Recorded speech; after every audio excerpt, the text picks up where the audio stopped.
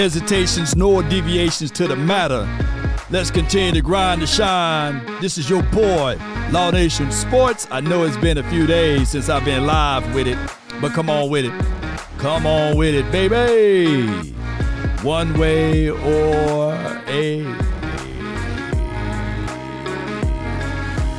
another. And as the room fill up, be sure to hit that like button, share this content. Let that friend, that neighbor know where to go when it's time to tune in to Cowboys Sports Talk and beyond. That's including the ice wall, baby. Yup.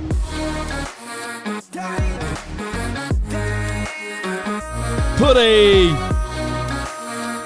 2 in the chat if you miss Law Nation, baby. Come on. Ready? Running from it. Put a 2 in the chat. Happy Friday to you. You. And you. That's over there in the corner. Put that sandwich down. Put that sandwich down. Come on with it. Hey, pass me the Doritos, nachos, and cheese. Come on with it. Yeah. 5, 4, 3. Ready? Run from it. Destiny What we tell them? It's my turn. Oh, y'all miss me. Oh, y'all miss me, baby. They really say ain't no party like a cowboy party. But what about a Law Nation's groove? They can come closer than close. And one. Come on. Mama said there'll be days just like this.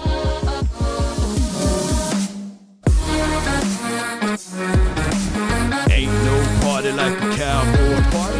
Ain't no party like a Law Nation party. Yeah, come on with it.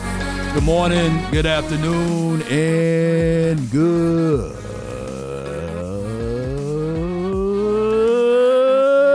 evening. Come on with it. All right.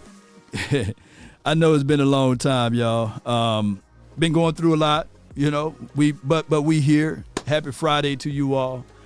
Before we go any further into this conversation for the nation, I want you guys to wrap your arms around, virtually, around Sadiq Charles. Mama Sadiq Charles has gone to the Creator. Absent from the body is present with the Lord. And we just want to do a quick moment of silence and keep the good faith with Sadiq Charles that's in the chat. She's a long supporter of this channel, and she's going through some hardship right now. And I was just saying to her earlier this morning that my mom got a new spade partner now. You know, boy, they're going to be undefeated up there. They're going to be beating Paul and Moses on the table. Like, who next? John, come on, y'all get it next.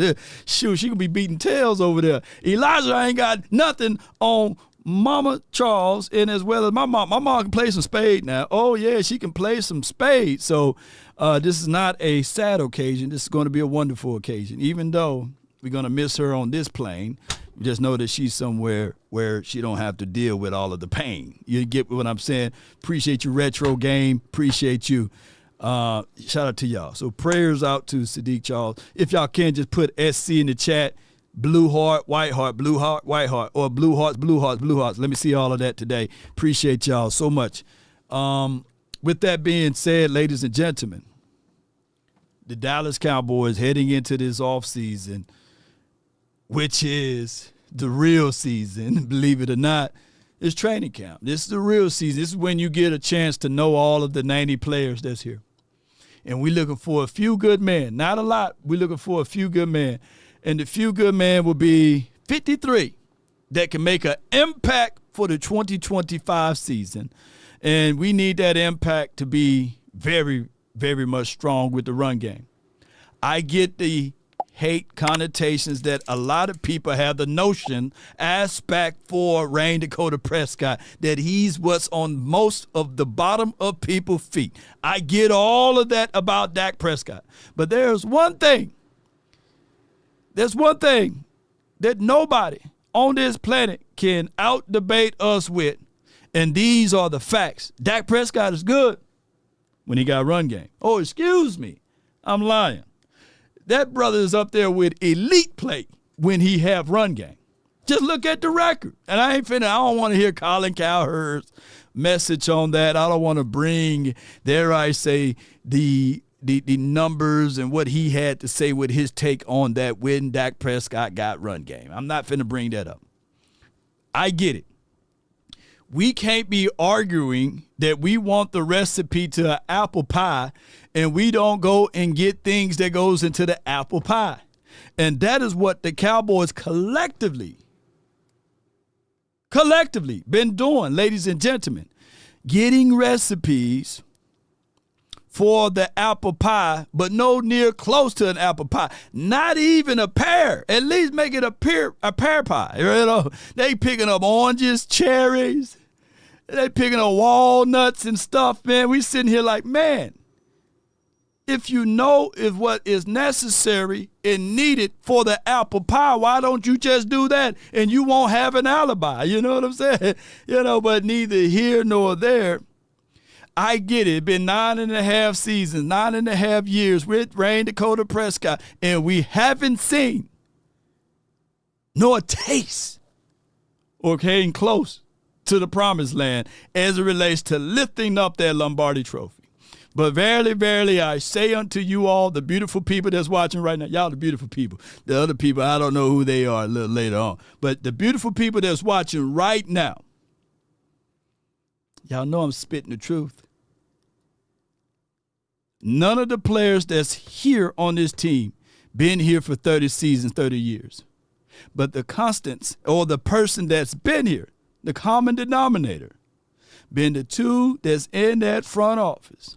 And they look like brothers, right? Shout out to you, Richard Coleman. Thank you so much for your support on the Cash App. We really appreciate you, you know. And Retro Game says no balance. That's why, you know, I was sitting down. Shout out to Fat Burger. Shout out to Cuz and them. You know who you are. I was sitting at Fat Burgers. The one in Arlington, by the way, y'all need to check them out, you know. And they right, you can see the stadium and everything. Shout out to Snoop. He came in, not Dog, but there's another guy that came in. And we had the same argument, debate style. You know, I'm sitting here eating burgers and lemon pepper wings. Don't tell me how that combination works. You just got to go down there and taste and see. But we was having this similar conversation about Dak Prescott and his misfortunes, right? And he is the finite reasons why we haven't won in the postseason. But as I had to educate, because y'all know the same person y'all see here is the same debatable person when you see me out there in the streets or inside of a restaurant, Walmart, hen house, outhouse, yard house, back house, all of the houses. You going to get the same heat, the ether that I'm bringing to you today. So you better make sure that you have everything contextualized in your brain, cell when you're speaking to the nation. So this is what I said. Name me. Who else showed up? Show me who else showed up in the postseason. You can't name a Singletary or a name of a person outside of 4 in the postseason, on especially the games we lost. You can't name me one person. You can say collectively in 2022, the defense did show up. They did held the 40-winders down to X, Y, and Z. Show me the turnovers, takeaways, the scoops and scores. Where were they? You can't find me those things. But just in one single year, the Washington team, Jaden Daniels, who they put on a list that he's the number 5 quarterback in all of football, in one game, them brothers forced 5 takeaways, turnovers, or whatever you want to call them. We haven't done that in 9.5 seasons combined in all of the postseason games. Yeah, and Home Depot too. Yeah. But shout out to Lowe's though. Lowe's on my good side. Home Depot, y'all gonna have to step it up. Home Depot, y'all gonna have to step it up. I'm rocking with Lowe's for right now. You know what I'm saying? But I feel you, ice cold cowboy. Yeah. And I'm not one of these guys that's gonna only say to y'all, hey, Law is trying to be the ultimate apologist. You know what I'm saying? No. That's not what we doing here, baby. We're definitely not doing that. But what we can do is talk about what I posted just yesterday about some of the things that Bryce Butler had to say. Shout out to Bryce Butler, follower of the show and everything. He hit me up here and there. But shout out to Bryce Butler and them. You know, shout out to him. Even it's crazy. Whenever we have momentum in the postseason, this is another thing that nobody want to talk about too. In 2016, y'all remember that bull sugar rule? Too many people in the huddle. We were like, wait a minute. He was just going in there to see what the players called to so he can go out there to the edge. They never called that play. And y'all, for those who understand what I'm saying, that you're only supposed to have 11 people on the field at a time, right? 11 versus 11. But when Bryce Butler in 2016, he was the guy that he ran out there, and for a split of a second, it was 12 people in the huddle. 12 people. But they were just trying to coordinate, get the play out and the flag. But the following year, after they done threw the flag on us, pushed us back, they said, well, now the aficionados will, on behalf of the players committee and all of this committee stuff, is now that they will give you the warning. Like, nah, you can't put the toothpaste back into the tube now. The game is already said and done. Football is a game of inches. And by the way, how many points did we lose to the damn Green Bay Packers in 2016? It's not like they blew us out. Now, they was blowing us out, by the way, pause if necessary, But they were blowing us out, but we crawled our way back into it. But somehow, the rookie quarterback, Dak Prescott, should have known it all. He should have knew of that. That's crazy. That's crazy. All right, so let me see if I can find this video just so we can have context. Context is everything. I know how that goes. Cowboy Nation. I appreciate each and every last one of y'all. Continue to hit that like button for your boy. Continue to hit that like button. Sharing is caring, baby. Sharing is caring. And let me see if I got it right here. I don't know if I got it right here. Hold on. These moments from him, like. Let me see if I got it. Oh, hold on. Boom, boom, boom, boom. Da da da da da da da da da da da da. Yeah, I love seeing the SCs in the chat. Yes, indeed. Like, yeah, he is in this upper echelon. Yeah, you can win a Super Bowl with Dak Prescott, but it's been almost a decade. I feel like the whole world's having the Dak Prescott debate in this dead period of the NFL calendar. What do you make of his career? And can he get Dallas to that next level? It's all the dead period. So if you think long, you think wrong. Just go ahead and talk about Dak. They'll keep the ratings up. Hey, they reaching so hard that they went back to like high school or something, or college or something. And I know it's a lie because it's hard as hell to get into Mississippi State. But even if you're under academic, even if you're under sports scholarship or what have you, but neither here nor there. They went all the way back to throw some salt on Dak Prescott and said the brother had a 1.4 GPA. 1.4 GPA. Like they have access to his transcript from high school. Look, I'm going to be, before I play the rest of this,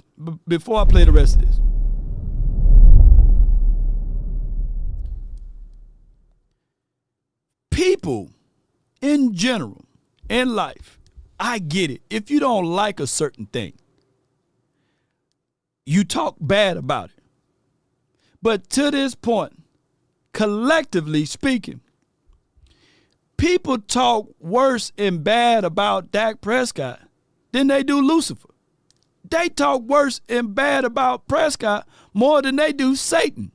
The morning star, the first being created. They talk more stuff, S-H-I, and you can find the T, more about Dak than they talk about Lucifer, devil, Satan. They don't even talk bad about him. you would think that he's a saint, and I'm talking about Lucifer, comparable to Dak. I'm like, what is going on with that? This brother, they fail to realize that this brother is not only a football player for the Americas team, but if you sit down and talk to Dak Prescott, he's not a slow brother. He's definitely not a slow brother. He's very calculated. He is hard to throw off kilter, especially as it relates to anything from an educational aspect. And if anything, you should be able to take out a pen and pad and learn from him. From a guy who barely hit 30, then got his master's degree, and I'm talking about went back to school and with great education, giving back to the community. And I'm sitting here like, why would y'all shank the man with a butter knife for the views? Kid you not, just Google. It's been storyline. The brother had a 1.4 GPA with no sources. It just came out and said, hey, man, he had a 1.4 GPA. Yeah. Matter of fact, they probably say next he done bleached his skin. He really darker than that. Matter of fact, they going to talk about that, hey, he really got hair up under there. He's acting as if though he's bald-headed a little bit. He really got hair up under there, It was reach. Ain't this right, Paul? I can't make this stuff up.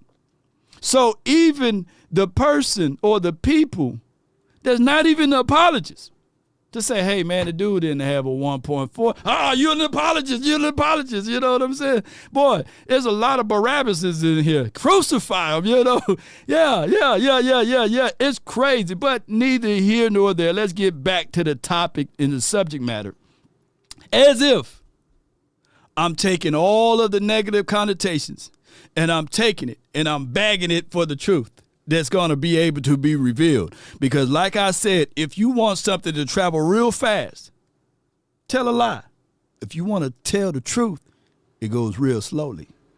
There are things that I've said many a moons ago that don't touch surface to 2-3 years later.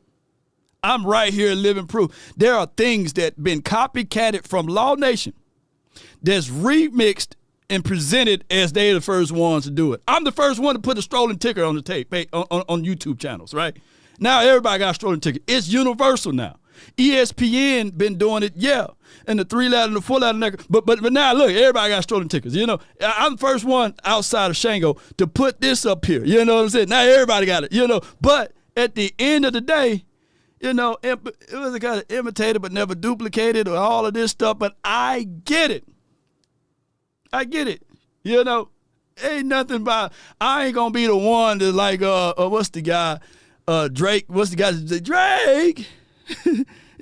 his name, Draco, what's his name, y'all, Soldier Boy, say, I'm the first one to do these, no, I love it, because I see little pieces of law here and there, I love it, but neither here nor there.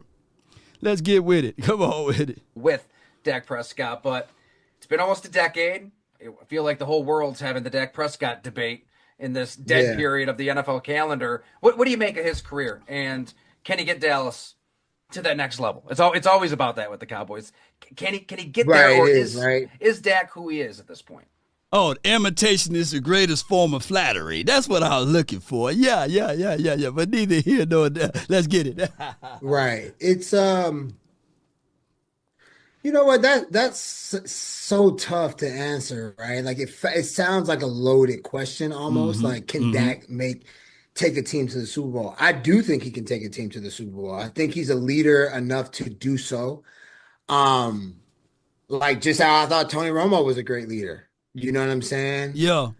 I just think, I don't know. I think there's just so much with the Cowboys organization that goes into what happens and what product gets put on that field. Like, it almost sounds like especially when you're a football guy that's been in Dallas and you covered the team, it almost seems disingenuous to say that a quarterback is the reason why the team can't make it. Yeah. So when we start saying these things, and we've been saying this for a long time. Like, Brad Johnson got him a full Super Bowl ring, right? And it's not like one of the placebos. He got him a real ring. Trent Difford. A real ring. Eli, I believe in Eli. You know, that's what Prime would say. Got him a full, not one, but 2 rings. Doesn't mean that he's better than Tom Brady. But that day they were hot, and that defense, I'm trying to tell people, that defense will tear you up. It will win you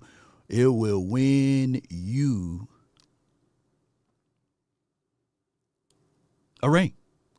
Ron Venter says 10 years. Yeah. How many years did it took Matthew Stafford? Can y'all put that in the chat? And that's only 2 or 3 years removed from a guy that y'all by far would say is a better quarterback than Dak.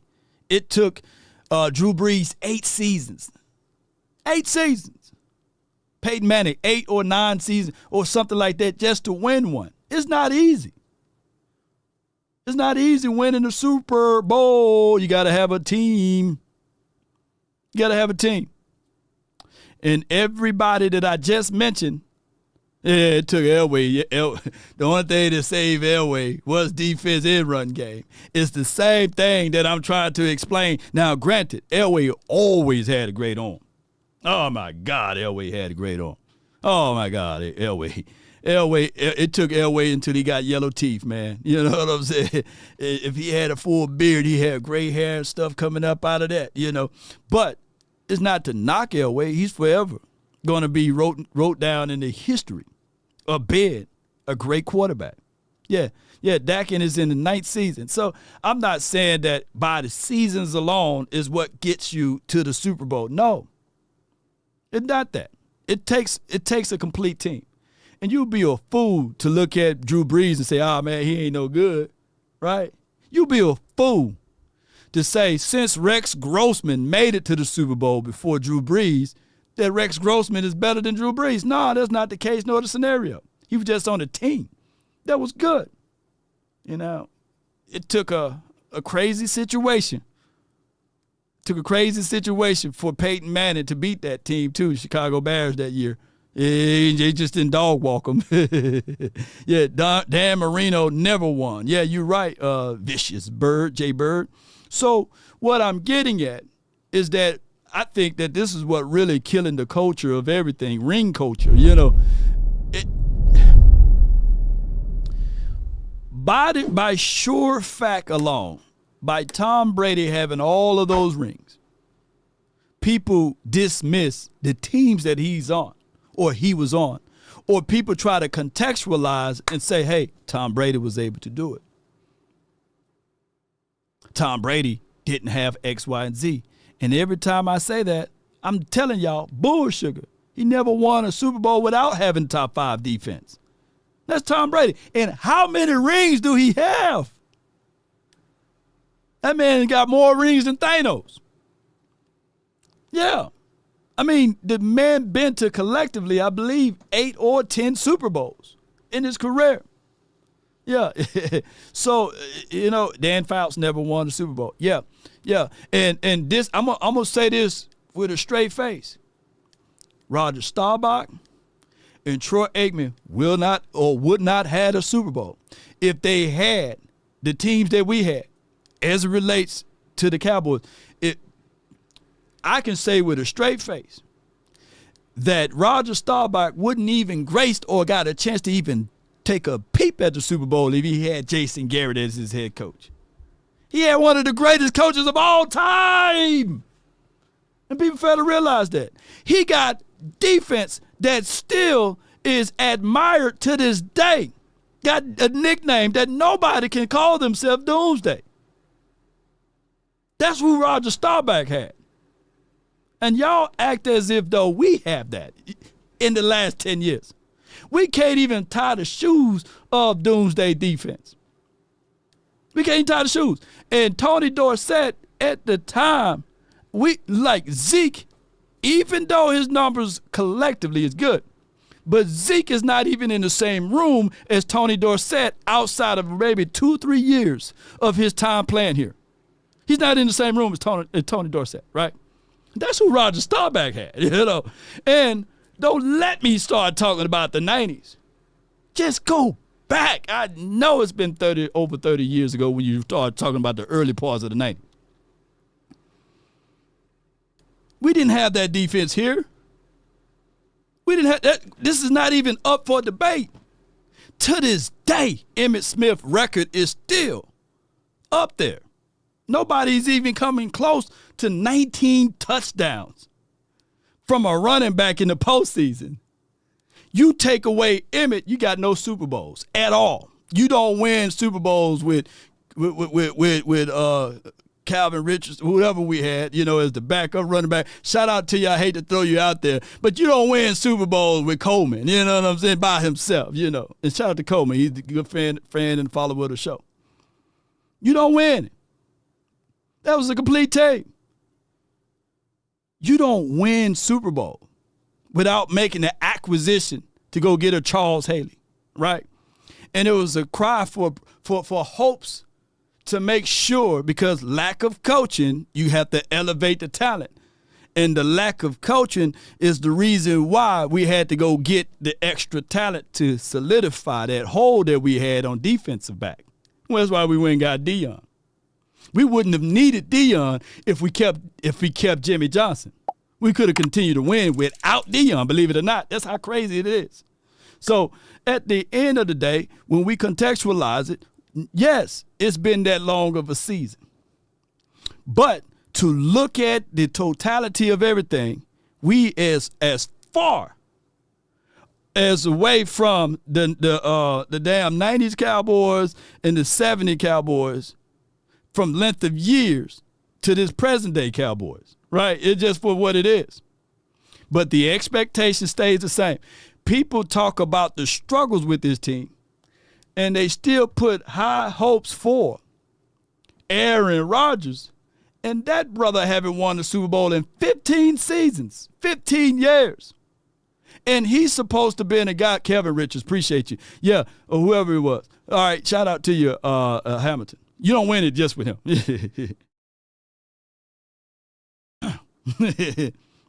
But what I'm getting at is that Cowboys, we got to stop this, man.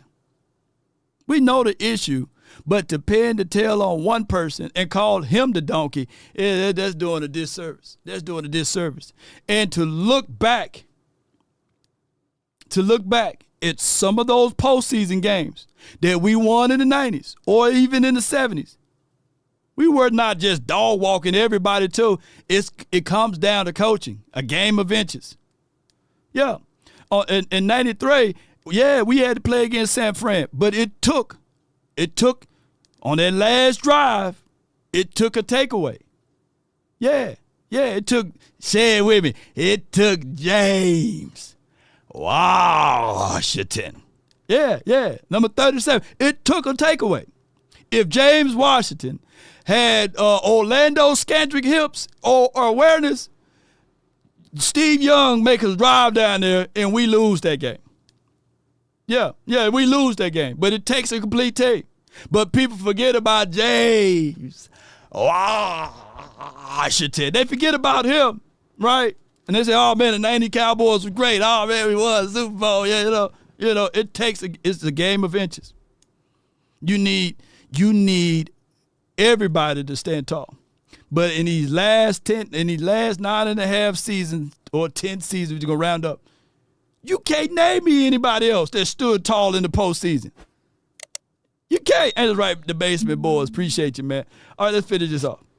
You know what I'm saying? Agree. Like, it's different. if I look at somebody, if when people look at me and go like, Dak is not good enough to take his team to the Super Bowl, I'm like, well, what quarterback in the NFL can take the Cowboys to the Super Bowl? Tell me.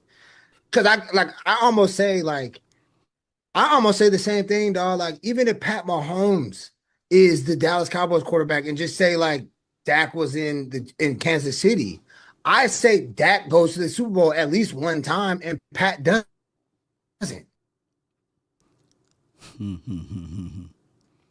How many times I've been saying that? But now it gives validations, you know what I'm saying, for somebody who played with the star and the silver and blue on and what have you, and somebody who played with Dak Prescott, who ultimately played with Tony Romo, who knows the owner. Oh, my gosh, man. And I don't look for validation. It's only good for parking. I don't look for validation. I'm already validated, But at the end of the day, the truth takes its time to talk to you. The lies travel around the world. In Kansas City, I say Dak goes to the Super Bowl at least one time, and Pat doesn't. Like, I can honestly say that because it's different, dog. Like, when you look at the organizations, I think we probably had these conversations, bro. Like, it's bigger than football in Dallas. Yes. It's bigger than football in Dallas. Like, you're in a situation to where if you don't go to the Super Bowl, the team or the organization that star is still going to bring in $6 billion a year. Ooh, yeah, that money talk, man. Bull, sugar, water. And people is going to look at what he said and dissect it and say, nah, man, Pat Mahomes wouldn't have thrown them he wouldn't have thrown them picks. Nah, Pat Mahomes. As if he had Jason Garrett calling plays for him, right?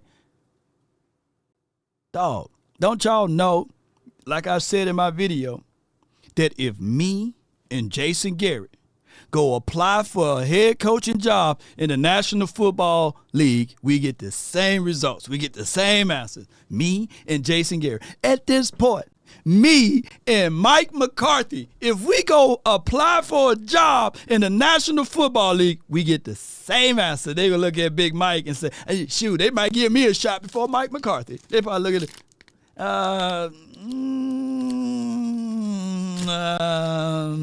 We regret to inform you that another candidate been selected for this position at this time. Now, feel free to check back next season as other opportunities may occur. Keep in touch. Per NFL resources. That's exactly. Me and Jason Garrett would get the same exact letter, and right now, me and Mike McCarthy would get the exact same letter if we go apply for some jobs to be a head coach in the National Football League for any team. Yeah, just for what it is. Yeah. Dominique says, appreciate you. They got Brock Purdy ahead of Dak Prescott, which is foolish. Well, we saw the real Brock Purdy when you start taking things away from him, right? And shoot, when they put CMC on that Madden cover, the first person that I called, I said, hey, Twin, what's up? Where have you been? Twin, where have you been? But neither here nor there. I called Twin up, and he was like, yeah, man, they done. And he started flipping it around. Well, maybe he would break the curse. I said, hey, man, all that voodooism and all of that stuff, people right now taking that picture and that stuff to the shrines, and they're going to do a whole bunch of stuff with that, And we'll see who's on the Madden cover for 2025. Can y'all let me know? Y'all let me know who's on the Madden cover. We'll see if that curse can be reversed. I'm just saying. Now, I know that somebody won it recently that was on the cover, but hey, it is for what it is. We'll see, though. It just like I was watching, I'm trying to keep up with everything. I've been watching, what do you call that movie? Final Destination, I'm the only person, I'm the last person on this earth. I watched the very first one, right? Final Destination, when it very first came out. And I skipped 2, 3, 4, and 5 or whatever. And I watched the final one, Bloodline, right? So now I said, these series are pretty good. I kept up with it. So now I'm starting to rewatch the second one, the third one. And I'm on the third one now. I haven't watched the fourth or the fifth one yet. But when you try to skip death, it pisses death off and it eventually come back to get you. That's exactly to a degree. And I'm not saying that this is going to happen to anybody who may be on that damn Madden cover, but it seems as if though they got like a Final Destination type of thing that's going on with that Madden cover that you make it skip out. But it's coming to get you. Yeah, it's going to find its way to come get you. It's just for what it is. And no matter what you do, you can calculate it this, and baby got to be born here, and you got to hop over these graves and eat old grapes and stuff and raisins off of potato salad. But whatever you do, It's still coming for you. It's going to skip you and hit somebody else that you pretty much like. That's just for what it is. Yeah, shout out to you, so yes, indeed. Allegedly, yeah, and put, my guy said, Paul said, put disclaimer in there. Allegedly, right? I'm just saying. It's just for what it is. All right, watch, Bring Her Back. Law, did you like the movie? Would you rather? I haven't got a chance to see that Stone Cold, but I'm going to go back and watch that Would You Rather. Yeah. Paul states this, at the end of the day. Yeah. What you said, Paul. Yeah. Dread it, run from it. Destiny. Destiny arrives all the same. But now. And now it's here. It's here. Or shall I say, I am. I am. Yeah. They tried to cheat Thanos. Low-key, Thanos was the real one. He was really the superhero. Because have you ever noticed, if he's one guy, and it took all of the other folks to beat him, they haven't really beaten him one-on-one. They couldn't beat him one-on-one. Yeah. Fight me one-on-one then, It take all of y'all, come get me, one-on-one, lace them up. Come on, Thor, where you at? Come on, Hulk, where you at, Hulk? Where you at by yourself? Why you got to bring everybody out here, Yeah, shout out to you, man. But let's talk about this run game situation. Appreciate you, D'Angelo. Member for 3 months, civil level 1. Appreciate you, man. Thank you, bro, for rolling with you. Sometimes you can buy your own destiny. Well, that's what the Eagles figured out. Yeah. That's what they figured out. Like, man, shoot. Let's just borrow from Future, right? And let's just finesse this thing since the NFL salary cap is growing at its all-time highest height. Let's be about winning. And I hate to say that, and last year they went and got anybody and everybody. Shoot, if I ran a 4-2, they'd be calling me, Law, hey, what's good, man? We just want to bring you in for a cup of coffee. We want to see if you can still run. And that's what the Eagles do. They leave no stone unturned. We do it, but we leave no pebbles unturned. Like, we see that big old stone, that's too big of a stone. But what about those pebbles over there? Turn that one on, man. Flip that one over. Yeah. You from the UFFL. Yeah. Hey, he from the Walmart All-Star League. Let's see if we can turn that one over. Yeah, that's what we do, But the best villain between Thanos and Dark Knight, Heath Ledger's the Joker. Yeah. But Thanos would. He'll just pluck the Joker. He'll pluck the Joker and he'll kill him right instantly. Yeah. That'll just be. Yeah. But let's listen to Mina Kimes. I think that she does a great delivery on her homework and her delivery on what the Cowboys can and can't do and all of this stuff. So she talked about run game.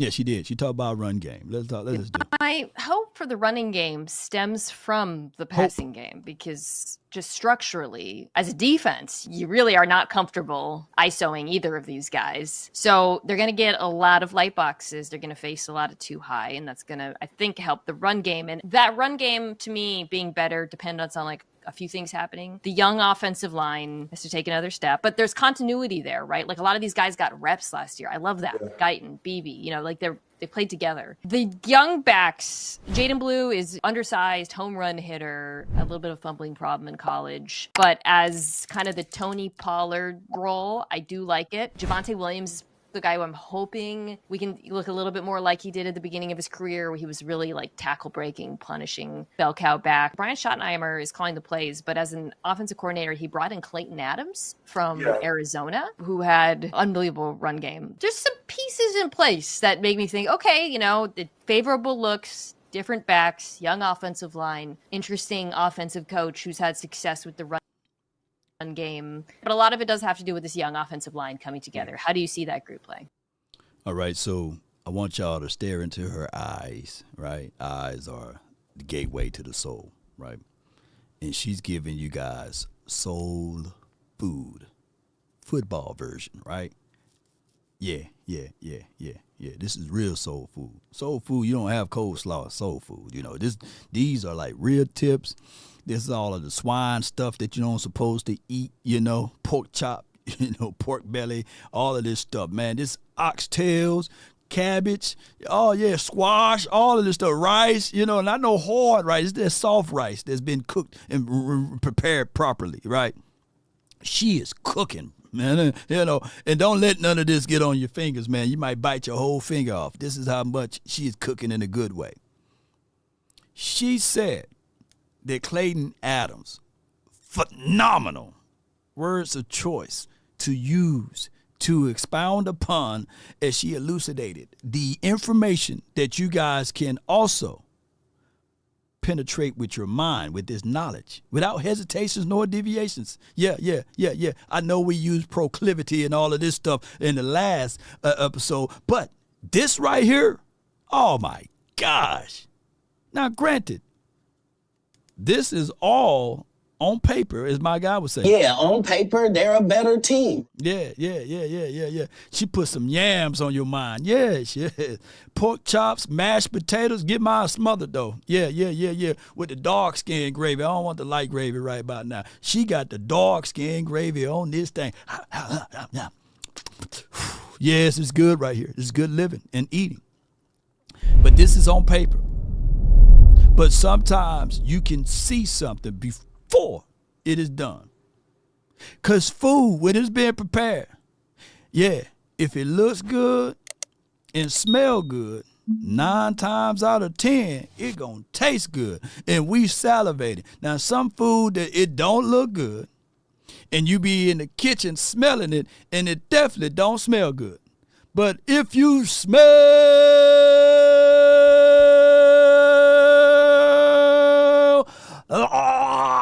what the Mina Combs is cooking, oh my goodness. You sitting at the table. You know how sometimes, mama Nims, they don't allow you. My mama right here, she didn't allow you to be in the kitchen while she in the kitchen. She don't allow you to be in the kitchen while she in the kitchen.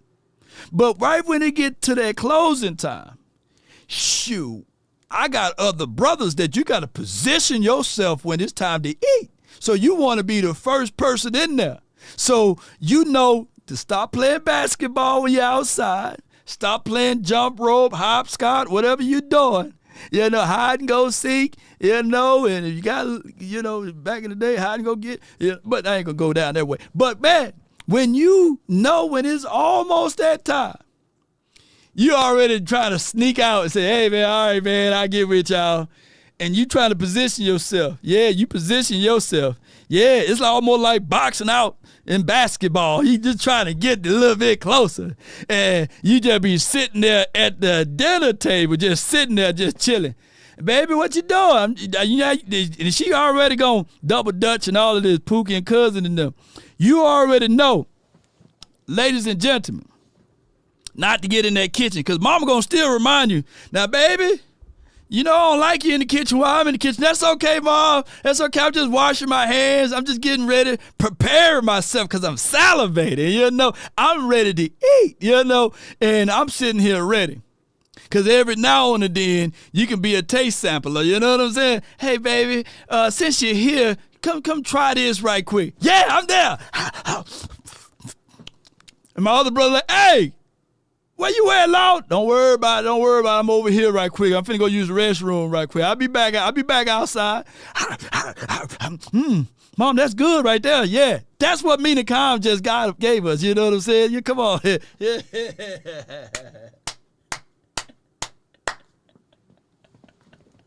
Yeah. Oh my God. Yeah. What I'm getting at right here is that.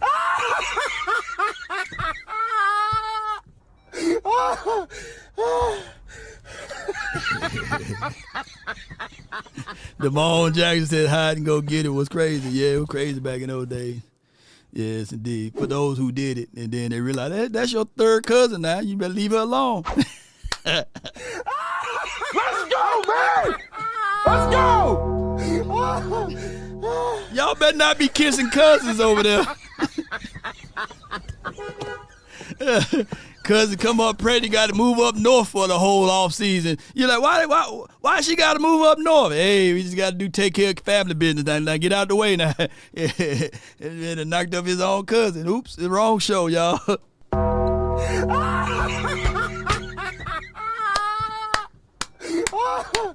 Oh my God! All right. Back to the subject matter at hand. y'all be kissing cousins over there, don't y'all? They're physical. I mean, they're so bruising. They're the type of offensive line that Cowboys fans have come to get used to. I think Tyler Booker is going to be the great addition. He's definitely a run blocker first. They're going to lean on you. And so I absolutely understand the optimism with this running back committee having production. And ultimately, do you need production that is 1,200 yards? No, you need your run game to be believable, because ultimately the play action passing is what's going to kind of where you're going to make your bread. Look, let me go back to what he said. Very physical. And when you look at it, don't know why I lost. Boy, y'all crazy, boy. But listen to what he said one more time. Tetherball, who hurt? Oh, man, my guy. Yo, ice cold. Cowboy, you crazy. Didn't care here. The run game. But a lot of it does have to do with this young offensive line coming together. Listen to what he's saying. Repeat his point. They're physical. I mean, they're so bruising. They're the type of offensive line that Cowboys fans have come to get used to. Very physical. Very bruising.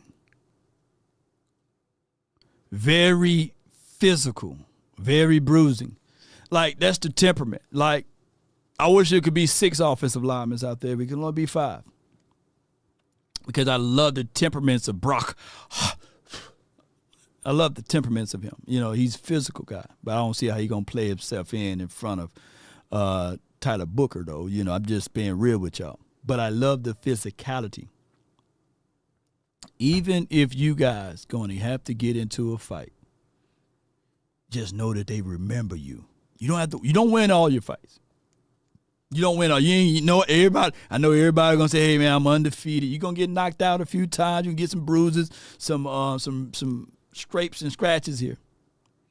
But if you physical and very bruising, a real fighter will respect that and say, "Man, even though I won that battle, that brother, he got me, man. Ooh wee, yeah. What was it? Dodgeball, you know, I saw that movie many years ago. No one makes me bleed my own blood. That was funny. But, you know, that is something that when we leave off the fact that in the years that we played teams and we ultimately lost, it wasn't as if though we left in a bruising fact, because we were finesse teams. Let me be the bruiser team. The counter opposite was the 49ers or the Whiners, however you want to call them. Very physical. We lose twice. We get dog walked by the 49ers. Then the next week we get dog walked again because we've been bruised, battered and bruised. Everybody tendered and hurt. Yeah. Teams, after they beat us, it's just like a walk in the park. Yeah, they beat us. They get momentum, morale, all of that stuff, all of the M's. Motivations, all of it. But even this year, what I want to see is what I really want to see. Even if we lose, they will remember them damn Cowboys. Man, I'm battered and bruised. Like, they might have won, but shoot, they lose next week. They going to be licking their wounds like, dang. We just played the boys, man, and they beat us up, man, even though we won. But, man, casualty, we lost our safety. We done lost our running back. We done lost our linebacker. Y'all remember? Who remember? After we done got walked by a team that's physical than us, the next week we still hobbled and bruised. Yeah. My guy Seabass says, dodge, duck, dive, dip, and dodge, you know. And that brother said, if you can dodge a wrench, you can dodge a ball, and he just take that wrench. And I said, man, that never been a day I wouldn't even been in that movie. He got hit with that wrench. But that's where we heading to, Cowboy Nation. Bobby, thank you so much for your super chat.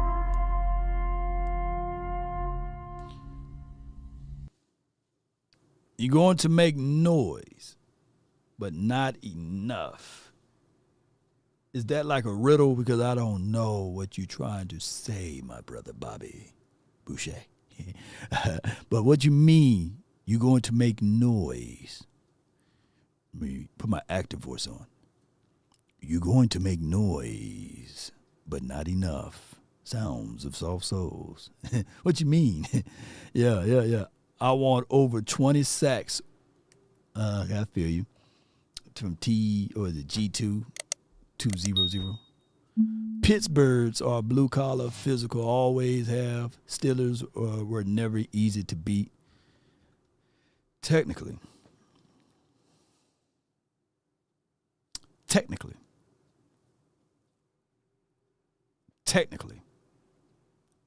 Can I speak freely?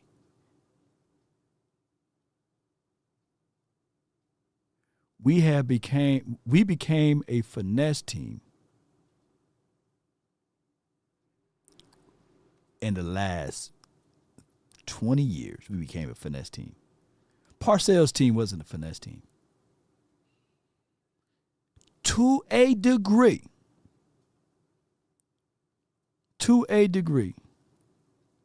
Dave Campbell's team wasn't a finesse team. It was a very physical team. We just didn't have nothing on offense. That's why we won 5 games damn near by defense alone. And I wish we didn't have that physicality dead, because we would have had a chance to go draft a Michael Vick or draft a better pick or what have you. You get what I'm saying? This is what Bobby is saying. Dallas got beans and bologna. Please come home. I feel you. Please come home. What we got? I got beans and bologna. I feel you on that. Appreciate you, Bobby, for the clarity. And if you really like fake physicality is the worst thing. Let me say this again. Fake physicality is the worst thing. And I think that we adopted that a lot when we had the Garrett administrations in here, and I'm not beating him up. But all you have to do is to understand the fake physicality is to watch the All or Nothing series when he was forcing the curse and all of this stuff. Like, no, you ain't even saying cuss words right. They don't even go there. You know, it don't even, that curse word don't even belong right there, you know. I ain't finna replicate what he's saying. And then I think we adopted that. Think about it. 13 seasons is a long time. That's how long we had Garrett. And then we leave from Garrett to another marshmallow guy. To another soft guy. Technically, his teams were not physical. Team wasn't physical. Now, he had a physical defensive coordinator. I forgot his name at the tip of my tongue. When he was coaching for Green Bay. But I'm just telling y'all the truth. Now, Shoddy is cut from a different cloth, right? So we will see how this is going to be intertwined. But when he said from his mouth to y'all ears that he wants physicality, we haven't heard that in almost damn near 20 years here. I want physicality, right? And shoddy because and if you can tell Dominique that shoddy cuss words, they're natural. That's an actual flow of cuss words, right? Like it goes with the rhythm of the beat.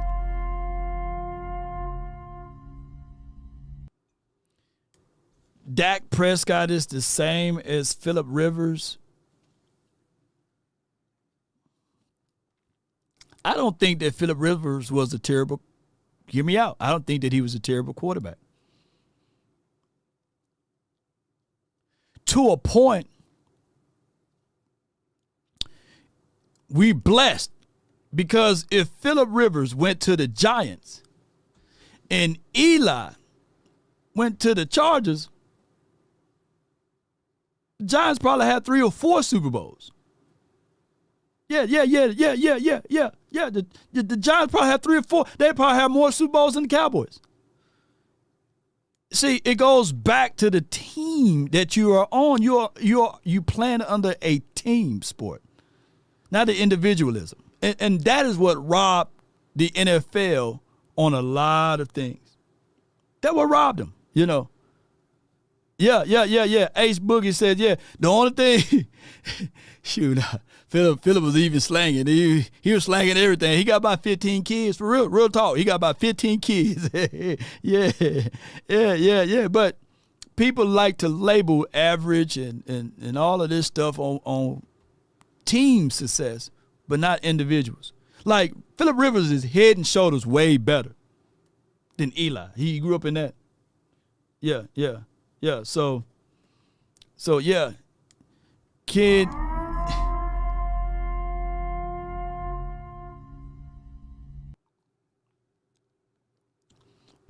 Yeah, Bobby, we appreciate you, man. Bobby taking over with these $2, man. Go ahead and send us a big one, man. You at the club on throwing 1s and 2s, man. I know you got it. You could have threw a 10 in there at least.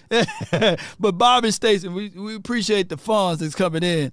But Bobby, he said you could have had Deion Sanders and his son, you know, and they probably wouldn't have won a single game if they were not prepared. And I'm hearing that even in Cleveland, that it's hard for even primetime son to make it there. What I'm getting at is that I think that football is not an individual sport. You still need playmakers. You still need ballers. It doesn't matter how good you are as a quarterback. You still need help. To a degree, people got to also contextualize injuries, who they throwing the ball to. It's a whole lot of things. But people will wipe away everything. 30 years from now, if you're an Eagles fan, you'll forget everybody that's on that Eagles team outside of Saquon Barkley and Jalen Hurts and say, hey, them dudes are the ones that won that damn Super Bowl. They ain't going to bring up the defense. They're not going to bring up the other people that was on their team. But they remember the running back and the quarterback. They'll forget everybody else. Yeah, another 10 to 20 years from now. Hey, he won the Super Bowl. He won the Super Bowl. Get all of the credit. And this is how it is. Unfortunately. But that's life too, though. I can't beat up life. There you go, Bobby, man. Come on. Take out the 401k next. Come on with it. Bobby Babinski, $10. Babinski. Eagles will dominate for the next 5 years. All the NFC East are rebuilding. Oh, so you are an Eagle fan. Well, hey, put me on your trust and your will and everything else, man, Bobby. But Babinski. Now I know how to say your last name. You know, my hooked on funny guys wouldn't been able to see it, read it out without the help of AI. Here's my thoughts on that. Here's the God honest truth too. Newsflash. The Eagles always been good. They always been good, but they always been on the bottom. You can go all the way back to the 80s, the 90s, the early 2000s when old boy was throwing up in the huddle. You can talk about the 2010. There's not a single decade that you guys haven't been good. Here's the crazy part. In all of those decades, outside of the 1920s and the 30s and the 40s, you guys haven't been good enough to be on top of anything. You guys are still at the bottom, scraping and looking up. To a degree. In order to surpass the Washington team, you got to win 2 more Super Bowl rings. So at the angle that you are in, you still at the bottom. You got calluses on your knees, right? Because no need for knee pads. And you're still stretching up, looking up to the Washington team. We the final boss.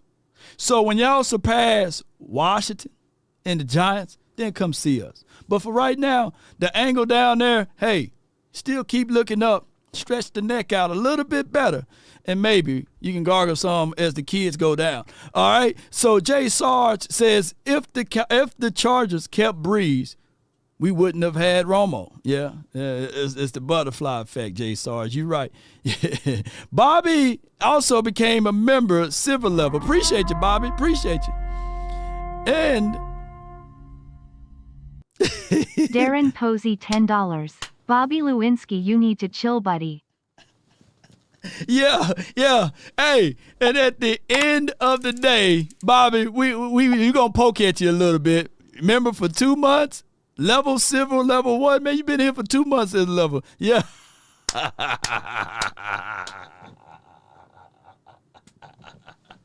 Yeah.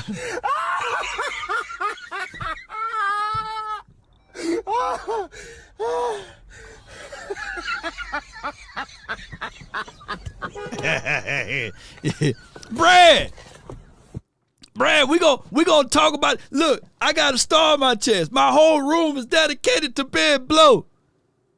Yeah, Brad, we gonna talk. This is not coping. This is not us coping. This is what we do. Yeah. See, like Bobby, even though he's paying his way to talk, and I love it, Bobby, we appreciate you, BB. You know, future is now your rings are rusty. No, you know, that material that we have, I know y'all just not getting used to it. I know it's still new to y'all, but the material that we have is anti-rust. You just wipe it off. We can blow the dust off.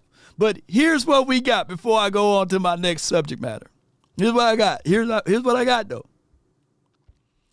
We're waiting. We've been on a sabbatical for this long for you guys to catch up, and we just waiting. We wait. So I do you a favor. Y'all catch up with the Washington team first, you know, because it's been 30 years, 30 seasons. What is the finite reason? Because I love to hear Eagle fans come over here and drop their bird droppings, right? You know, and on the Cowboys Syndicate show. Right? Can you imagine us coming off of a Super Bowl and we going to the Eagles show or Washington show or the Giants show? No, y'all are beneath us. So that's why we don't go there. But that's okay. That's okay.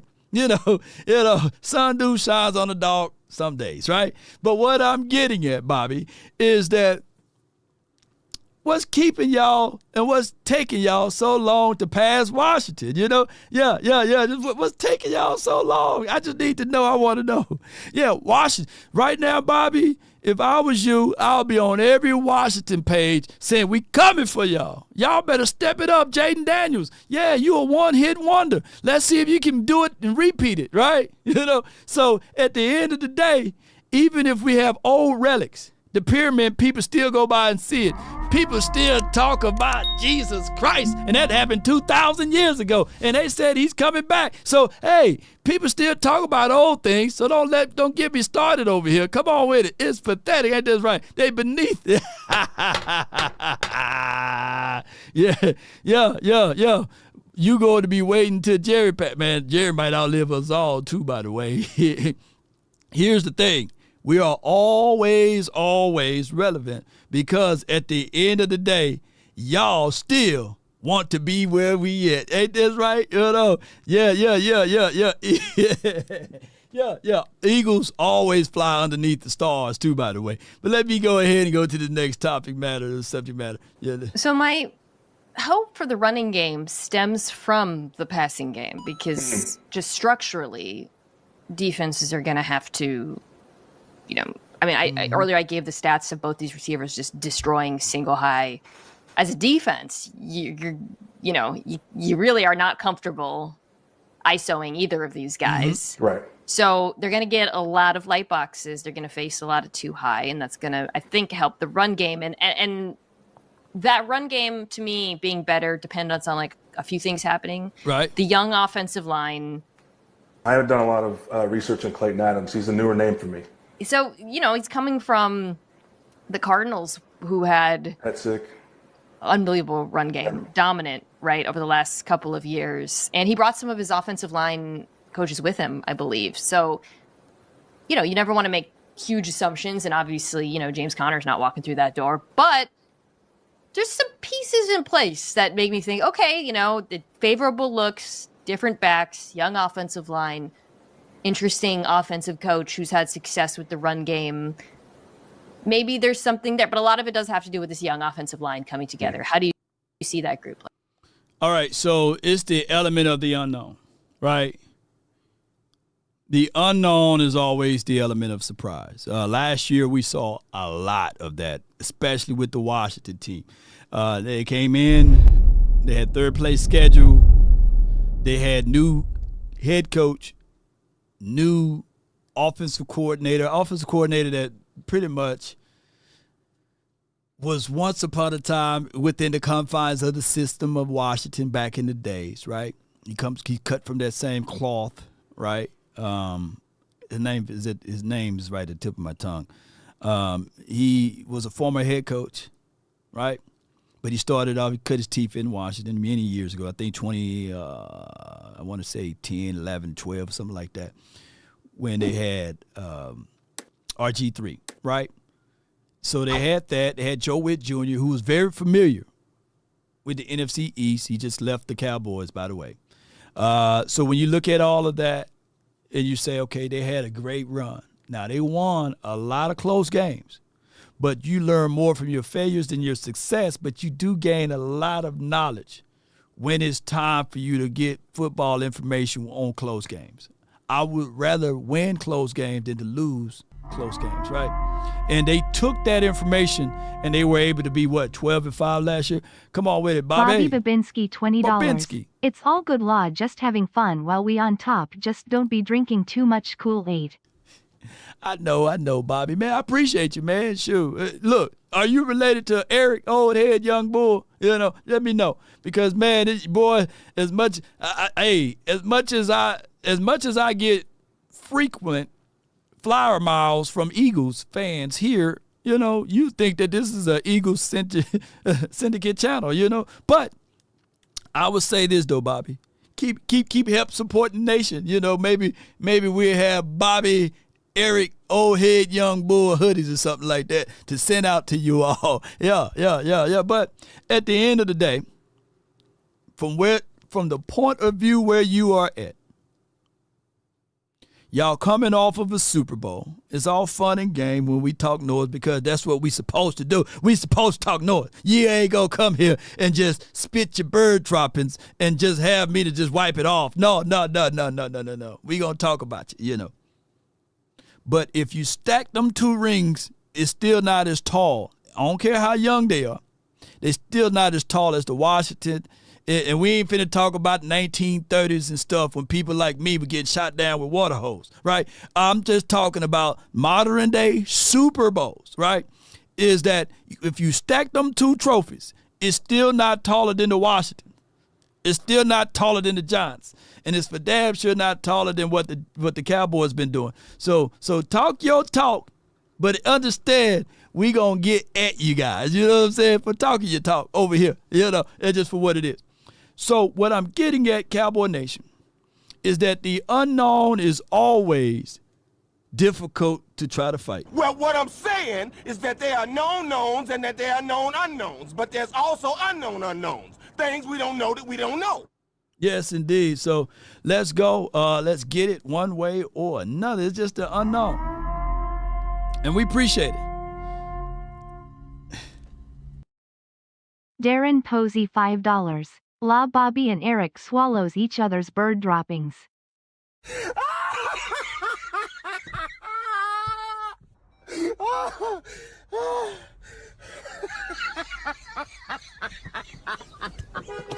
You know what? You know the crazy thing though. I love watching the Animal Planet, the Discovery channels, and all of that. The National Geographics and all of this stuff, and the Sahara, the Serengeti, all of the channels that talk about nature. And you're right, the mama bird. Who's the mama bird? Because the mama bird goes scoop up some worms and stuff and grub or what have you, and normally they chew up the food, and the little baby bird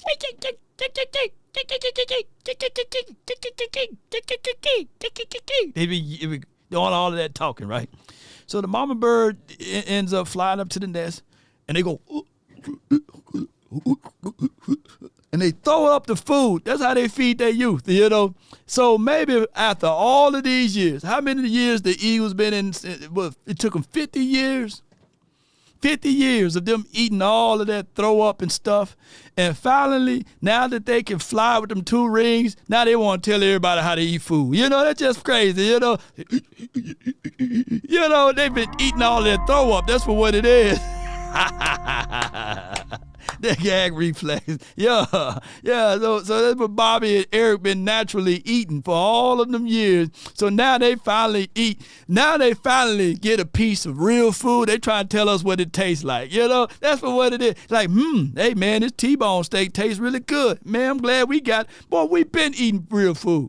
Yeah, y'all just got off the nipples. Y'all just got off of the throw-up food. But I mean, we've been eating real food, man. Y'all gonna realize that road, the road that we on and the road that you guys are on are way different, you know, because that road to 6 is a whole lot longer than it is. Just get there first before y'all talk about us. Because at the end of the day, the Eagles, they on a road to what, 3? We've been on that road. We've been down there. We did that. We done that before. You know, we done got the trophies on that road. Just talk to us when you get on that road to 6. Come on with it.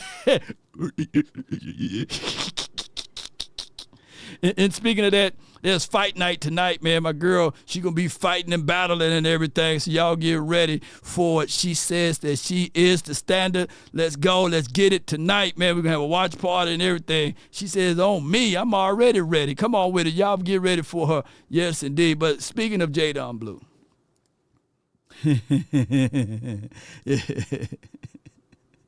They was on them nipples for a long time, huh? They were the ones kissing cousins, huh? Yes, indeed. Yeah, VA boys said, look how long it took for them to get to 2. And they gonna try to tell us the shortcuts to it. Come on with it. I can't make this stuff up. But in actuality, I'm hearing a lot of good stuff. Boy, y'all can't let me do a show today, boy. Y'all crazy. Swallowed up. Have you ever been swallowed up? Have you gone through a time of swallowing? Yeah. Holly! AI! Tisha, what was it? Hallelujah, $20. I miss you, AI Tisha. # Digital Neck Law Nation for life. Swallowed up. Have you ever been swallowed? Oh, boy. The Eagles finna win their other Super Bowl. What's the other Super Bowl is? They heard news that Diddy getting out. I like when you like this, Daddy. Daddy, I like when you scrambling and scraping. Oh my God, boy! They can't wait for that Diddy. They winning the Diddy Bowl too. The Eagles will have a party. They letting Diddy out just for them. Then the 2 rings that they got, but neither here nor there. All right, back to the subject matter at hand, though. Let me get ready. My guy Jaden Blue.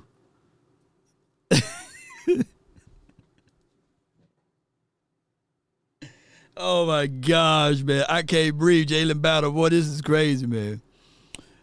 All right. Then he gonna tighten them up. Well, y'all, look, let me just switch over to this right quick before I go any further in this show, man, because y'all crazy, man. Y'all crazy to the cat hair. Let me switch up on you. Spartans! Yo, if you serious about gaming, you need to check out the Turtle Beach Self 700. The headset is built for power, comfort, the hybrid leather cushion, metal reinforced design, the clean, lay flat look that made to last, the real magic, the dual driver that give you high definition 24-bit audio sound. That crisp, that footsteps, clean shot, 3D sound that put you in the game. In switching device easy, you can bounce between PC, PlayStation, and even your phone with Bluetooth. Thanks to crossplay, noise cancellation, giving you crisp, crystal clear, zero static sound. Game smarter, play louder, dominate everything. And remember, you're listening to nothing but the best. Let's get it. Let's get it. Hey, let's get it. Yes, indeed. Oops. And I was 17 in 1995, though, by the way. So I was way older than what you may appear to be. So yeah. So let's just call it a spade a spade. I wasn't in diapers the last time we Cowboys won the Super Bowl. I may not have had all of this hair on my face, but hey, I was old enough to remember the last Super Bowl. Yes, indeed. You know, yeah. Sadiq Charles states that Bobby. And put SC in the chat, that digital GOG 700. Boy. And by the way, I got this right here. Oh, by the way, with Turtle Beach Ceph 700, this is the best gaming system headset that you can have, because think about this, ladies and gentlemen, with the extended audio digital tip, you put the tip to your mouth, no static. And every Eagle fan should purchase this, because they can understand, because they have a lot of things that they like to speak about. So this would take away all of the static, and then you get triple HD sound through your eardrums. Keep this in mind, too. When you extend the tip, you can also speak so clearly that you can hear the footsteps in the gaming system. So it's all good, over the ear, easy to use and everything. So y'all be sure to reach out to our sponsors, and the information is in the chat. Come on with it. Yeah, that Ceph joint. Yeah, it's dope at it. Appreciate y'all. Yeah, y'all just have fun, man. It's all fun and games. Bobby just having fun, Sadiq. We gonna let him make it for this time frame. But hey, if you stop sending stuff in, she will hold you in contempt. And when she holds you in contempt, hey, you better keep it PG-13, because she gonna get you. Indeed, ladies and gentlemen. Tip to your mouth. Hey, stop, Steve! Come back, Steve! Y'all killing me with this. Meek Mills and Diddy gonna have an Eagle party. Y'all crazy. All right, so where were we? All right, so this is where we was at. Do you have your eye on somebody in this rookie class who you think could have an impact? I sure do. Jaden, as blue as my shirt, in Dallas. Yeah. And because of speed and home run ability. And I know there were some questions about fumbling coming out of college. Mm-hmm. He was in a stacked running back room. One of the fortunate things I think for him is that he doesn't have a lot of carries on his body. But more importantly, it's what Mina alluded to at the end when she was talking about Genty. I think the Dallas offensive line is going to be one of the more physical and athletic offensive lines when it comes to zone scheme and far as getting running backs in lanes and allowing them to use speed. They also brought over Javonte from the Denver Broncos. But I'm looking forward to seeing this rookie maybe shock a lot of people. It's a lot of good stuff coming out about him when he was there for rookie minicamp and OTAs. The speed jumps off the page at a 4.38. He could be an unsung guy that we end up talking about a lot as one of these rookie running backs by the end of the season. All right, so if y'all enjoying yourself, put 3 in the chat. Hit 3 in the chat. And if you shared this content already, put a 4. So you put 3, 4. I think that is Jaden's blue number for right now, 34. Right? So if you guys have done that, let me know. Appreciate everybody for jumping in. If y'all are enjoying this show. And if you're offended today, charge it to my beard, not my heart. But if you're an Eagle fan and you offended today, then you just offended, right? So we getting at that Jaden Blue, the unsung hero. Like, for an example, I get the fumbling situation. I understand, I appreciate those who sharing. Yeah, 34, Herschel Walker, come on with it. Appreciate you. But these are things that we are aware of. We got a chance to talk to some of the Texas beat writers and stuff like that. And this was before we even got a chance to draft smooth, right? It was like, hey, Law, what's your thoughts? We were on their radio station. Shout out to them. Shout out to Hardball and shout out to the analysts here. But let's listen to this right quick and let me know if you guys can hear this. Yes, indeed. I got them pegged around, late thirds, early fourth whenever they start taking them runs at running back, speed is speed. And those are things, like you say, and you are verifiable from the program you come from. People that borrow credibility, they're going to look at the previous running backs and say, hey, maybe Tashard Choice was doing the right thing with them, right? And I'm quite sure Choice did coach Jahmyr Gibbs to a degree. Yes, right? he did. Yes, he did. Even though he went over there to Detroit now, I ain't going to beat to where Gibbs money, money is He's the money. He's with Gibbs. Yeah, he with Gibbs, I ain't going to get mad at him because at the end of the day, they say, take the money out, all of it. He had to take the money out. But what's your thoughts, Eric, on Blue? Oh, man. All right. So Harge made a lot of great points. I'm going to come back to those in a second. I'm going to speak to you just from a reporter's perspective first. Listen properly. One of the things I respect most about Jaden Blue is those fumbles. In college, you don't have to go speak to the media. All right. All you got to do is tell John Bianco, I don't want to talk. And guess what? You won't have to show up in front of the media. Okay. Right. Jaden Blue, when he was going through his fumbling struggles, showed up, came to post game, answered questions, came to Mondays, answered questions. Right. The reason I mention that from a next level perspective is you're getting a pro. Right. You're getting a mature young man who understands what the responsibility is of being a professional athlete. Y'all hear what he said? Did he run from it or he embraced it? Yeah, I fumbled. It's on me. I mean, let me sit here and talk to the reporters. He didn't have to.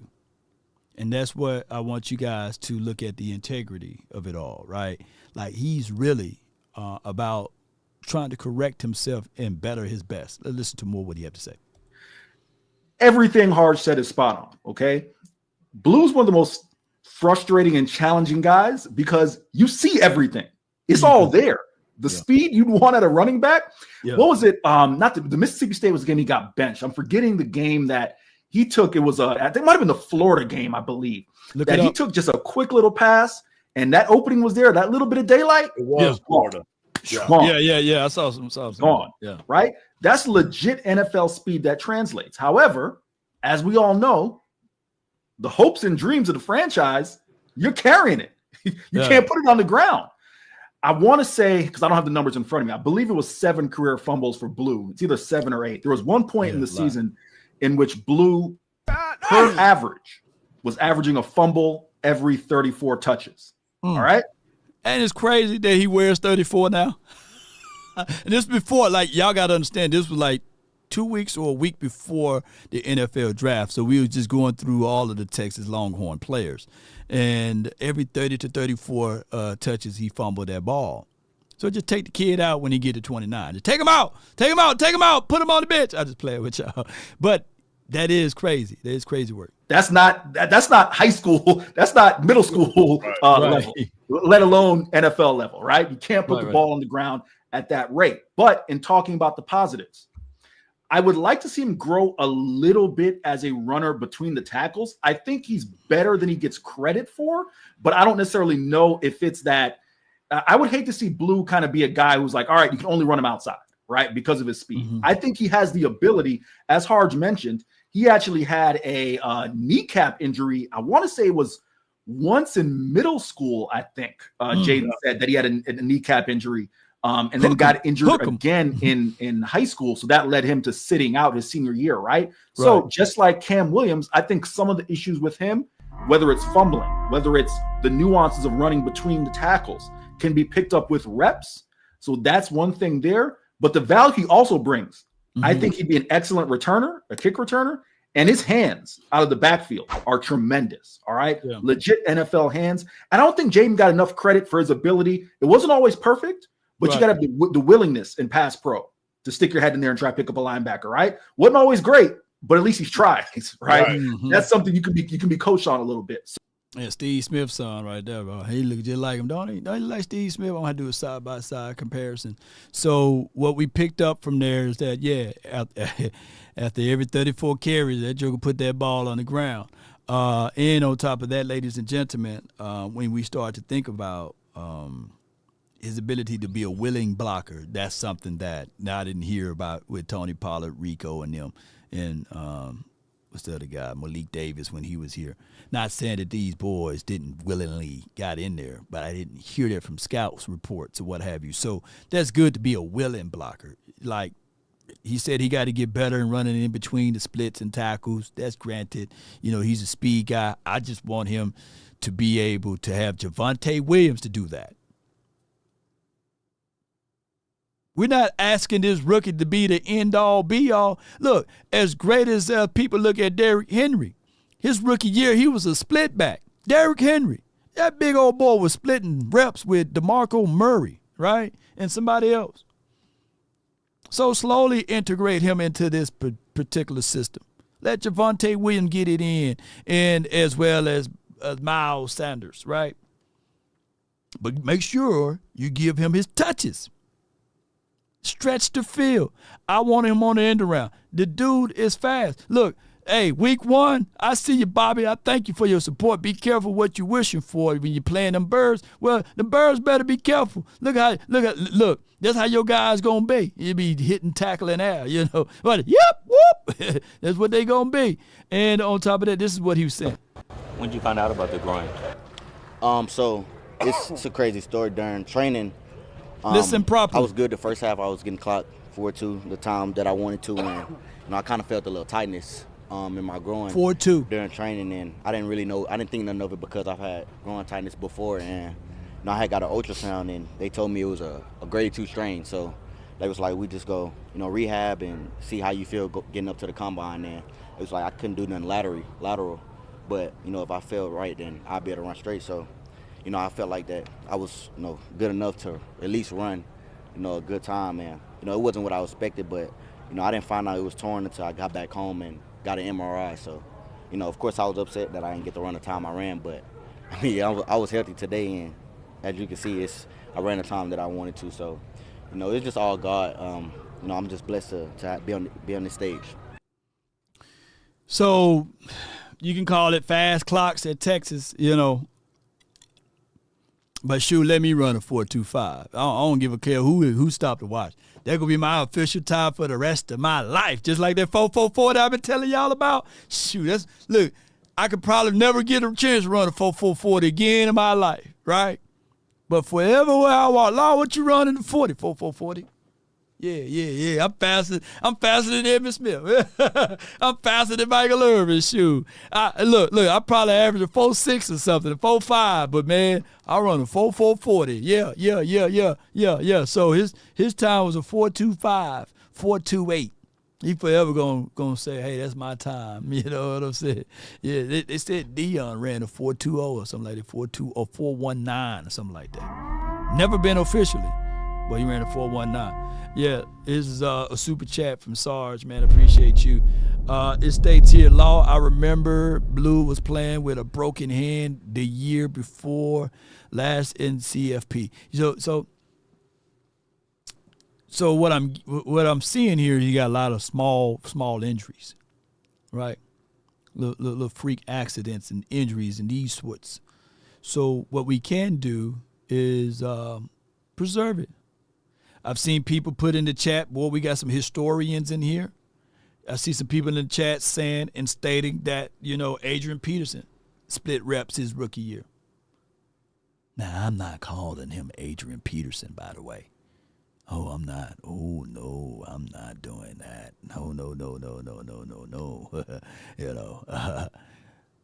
But what I'm getting at is the mindset. The mindset. Split them. Don't try to do them like that. You know what I'm saying?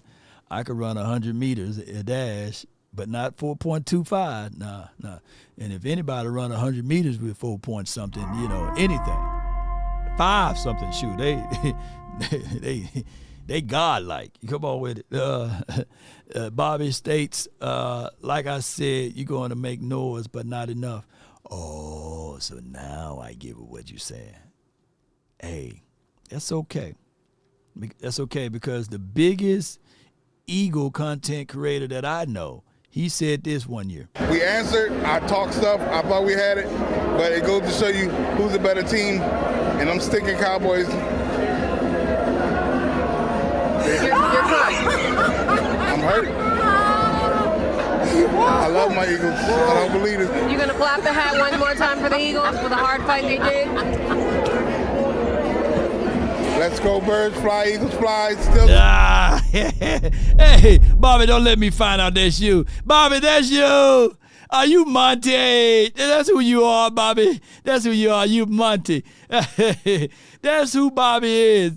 Bobby is Monty. I just got it. I give it what you said there, Bobby. You Monty. Yes, indeed. But if you are listening to this for the very first time, and you trying to figure out this and that, right? And you are trying to say to yourself, what do I need to do in the event that X, Y, and Z things is happening to me, and I need to have something as it relates to some security?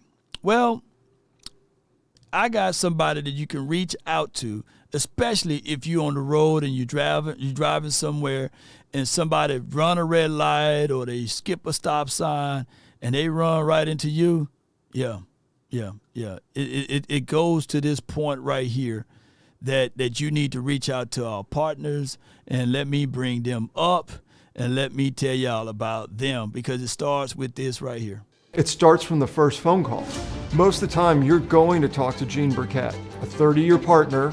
You're not going to talk to some employee that just got put on the phones that day. There are things that are so crucial, especially if it's a cataclysmic event, to have our experts get out and look at the vehicle, witness statements, photos, the whole thing. Call Frenkel first. Chosen by the people, feared by the insurance companies. Call Frenkel first. No doubt. That's Frenkel and Frenkel Personal Injury Lawyers. Reach out to them. Understand the cost. They are located here in the heart of Dallas. That is 214 and all of the threes you can dial, or 817 and all of the threes you can dial. Frenkel and Frenkel Personal Injury Lawyers, they will take great care of you, not advantages of you. Keep in mind, Dallas get about 8,000 to 9,000 individuals a month to move here in the heart of Dallas.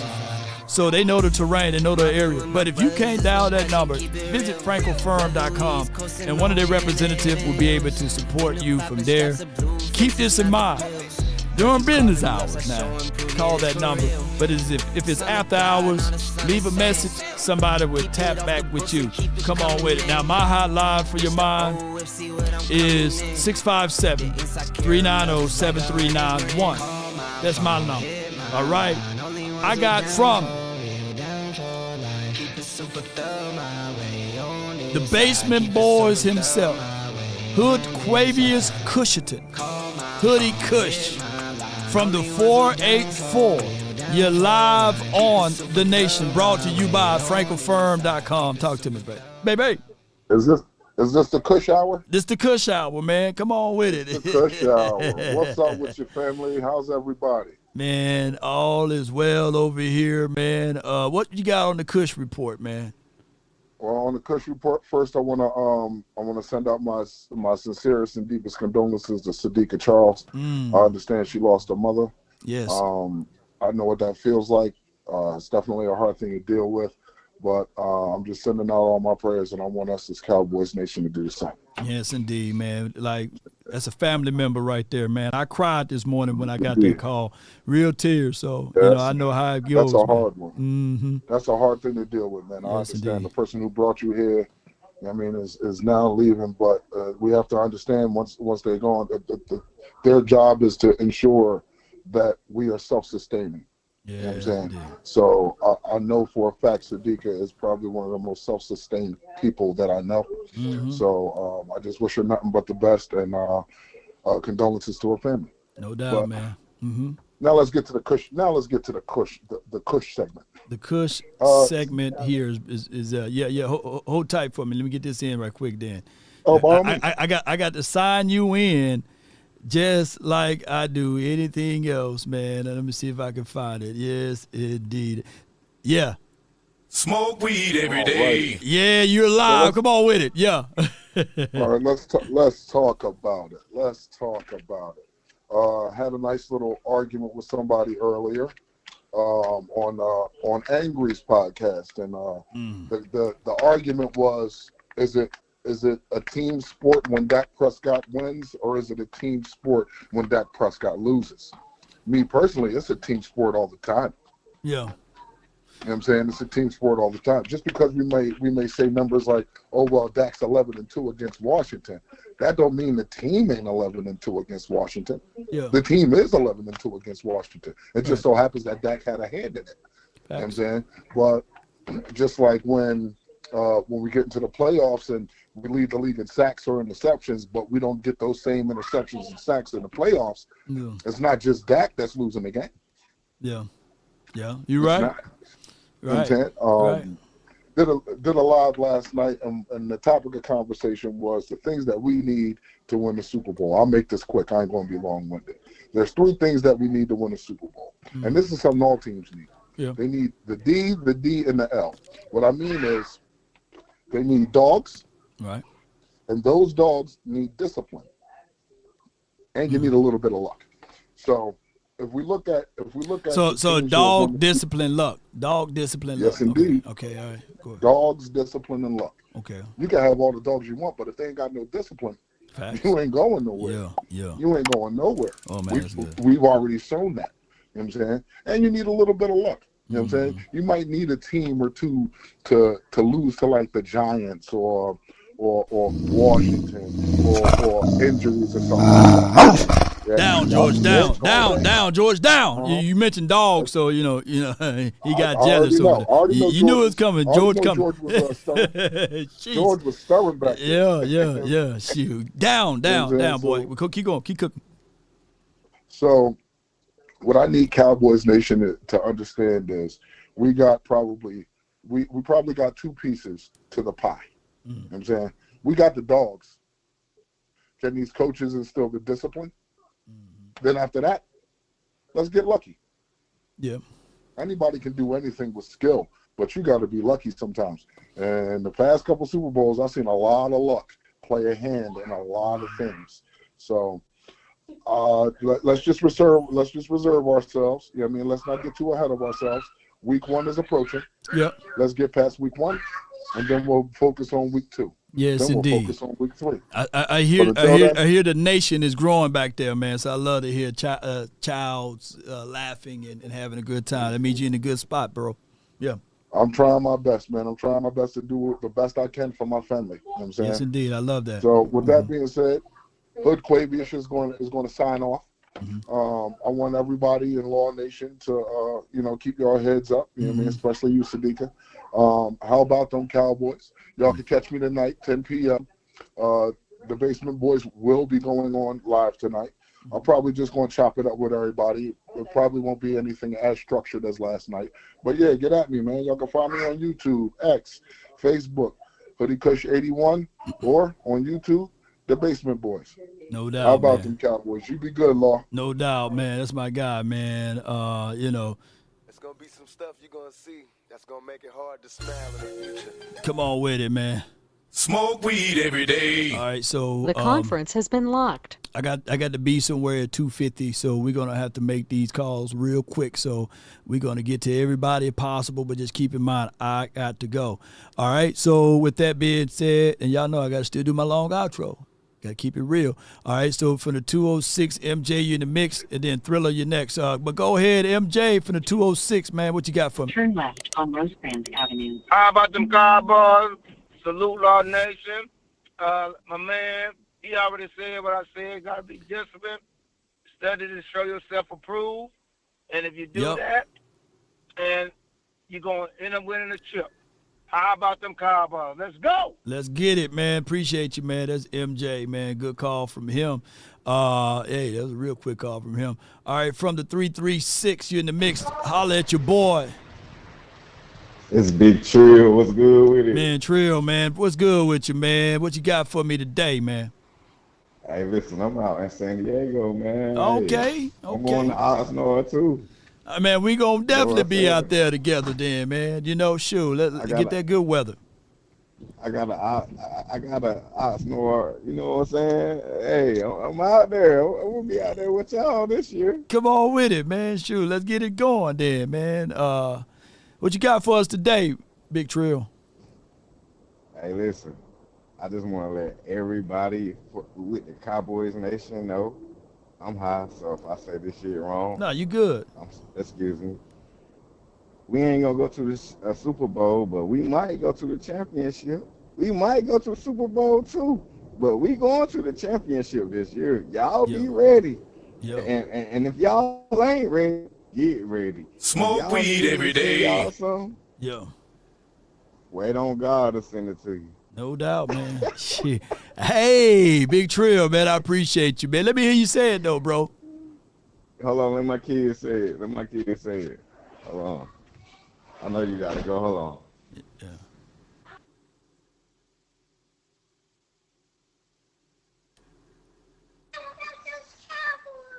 How about them? Yes, indeed, Big Trill, man. Appreciate you, man. Let's go, Cowboys. Yeah. That's my guy right there, man. Yeah. Now, CPS, don't y'all say anything. Nah. He's in the confines of his own home. 541, you're live on the nation, man. What you got for me, man? Hey, what's up, Law? I'm looking forward. This is Bobby Babinski. I'm just playing on the Super Chats, but I'm looking forward Bobby, hold on. to Let me lock you in, Bobby, man. Let me lock you in, Bobby. Sure, you a supporter and everything. Bobby. Bobby, Eagle Bobby, man. You know, I can't stand Bobby Taylor back in the days, too, by the way. You know. Yeah. You see, I go all the way back. Bobby Taylor was crazy. I watched your training camp videos from last year, and I'm looking forward to the ones coming up this year. Okay. What's your focus? Are you looking at D tackles and cornerback this year? All right. So my finite focus on offense, I'm looking at that front five. That's who I'm looking at. I'm looking at Tyler Guyton. I'm okay with Tyler Smith. I'm looking at the growth aspect of Cooper Beebe, and I'm looking at Tyler Booker, I meant to say, and as well as Terrence Steele on that front. So I got a lot of guys that I'm kind of looking at. It's crazy for me to be talking that way I'm talking, and the only person that I'm cement solid in is Tyler Smith. But at the end of the day, I just think that Clayton Adams, and as well as Connor Riley, he's going to get these guys going in the best shape. So just be on the lookout. I'm looking at those guys, all four of those guys on their front five. Offense, that's interesting. Okay. Yeah. Yep. Got it. Well, I love you, Law. I had a good time today, and keep up the good work. No doubt, Bobby. Keep supporting now. I'm going to talk bad about you now. That's just what I do. You over here. I ain't going to say nice things. You know what I'm saying? Come on with it. Appreciate you, man. Let me hear you say it. Let me hear you say it. ELGLSES. Man. Get on up out of here, boy. Appreciate you, man. All right. See, I'm glad I did pick up that call from the 541. At the end of the day, we can't stand them damn Eagles. I got a brother that's a diehard Eagle fan. He don't talk noise over here, but he talk Donkey Kong size of SHI, and you know where you can find the T. And you know, you just got to talk in codes in my family group chat. Boy, he talking all type of stuff.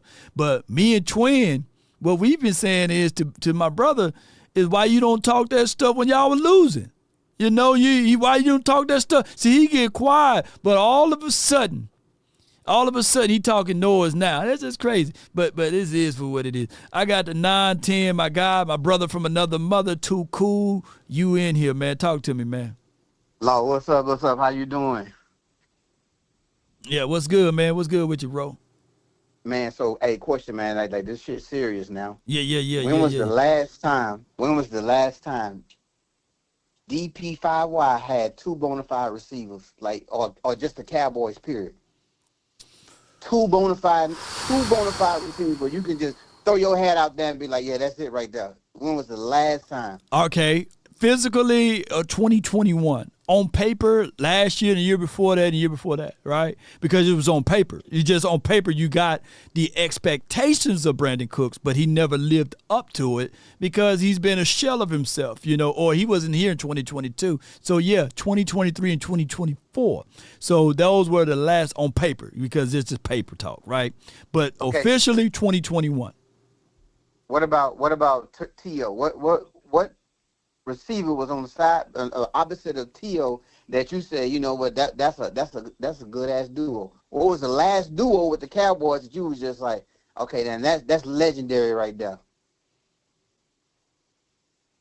Shit, if you're gonna say that, T.O. and Terry Glenn, if you're going all the way back for like duos or what have you, because they never complimented Dez Bryant with another like phenomenal wide receiver. No shade at T. Will, right? And no shade at Ogletree and Sam Hurd and them boys. But the last time that we really had like a good mixture was 2021 and as well as 2000 and probably 7, right? Was it 7 or 6? It was 6. Yep, 7. So I'm glad you said Dez Bryant. Man, and a lot of people, man, I challenge them to go look at film. Man, it was once upon a time, man, we had Dez Bryant where they literally took 2 defenders, not secretly, not scheming. They literally took 2 defenders and placed them on top of Dez Bryant. But on top of Dez Bryant, right, to stop it because they knew that was the only one. But I tell people this, though, man. I say that to say this. I think that George Pickens right now coming to the Cowboys, I think that C.D. Lamb is far more advanced than Amari Cooper was when we got him. I think that C.D. Lamb right now, where he's at right now, is in his career right now is better than anything that Amari Cooper ever put on paper. And I think that when C.D. Lamb was a rookie and he played with Amari, that Pickens is far advanced than C.D. Lamb was when he played with Amari. Which leads me to this. I think that this is probably one of the best duos of receivers. Now we just got to see it in action, but I think this is probably one of the best duos of receivers that we will ever see in Cowboys history, Law. Woo! DP5Y. You know what that is, right? DP5Y. DP5Y. Dak Prescott 5,000 yards. Okay. Shoot, you put that on hats and shirts, man. So, all right. So, you speaking very, very boldly. You speaking like in history, like you dismiss like Hill and Pearson. You dismissing to a degree, Irvin and Alvin. And then you know what's crazy? Like Michael Irvin cut his own legs from under his feet because it's just different era, right? Tim Brown and Michael Irvin could have been in the same room at the same time. You know what I'm saying? It's crazy. But that's crazy, though. Yeah. But then I'm gonna let you go. But I say that though, man. Like I think a lot of times, man, like they try to persuade your opinion and your judgment on they try to sway it on Pickens.